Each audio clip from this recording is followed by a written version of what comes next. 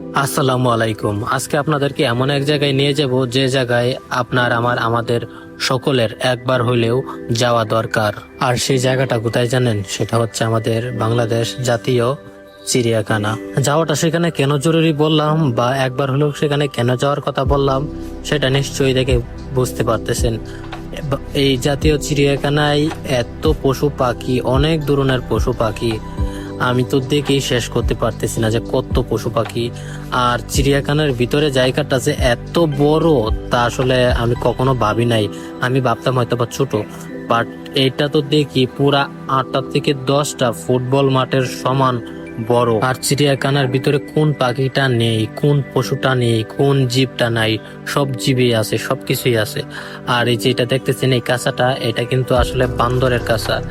আর এটা হচ্ছে লোক আসলে উট পাখি। আর উট পাখি যে এত বড় তা আসলে আমি কখনো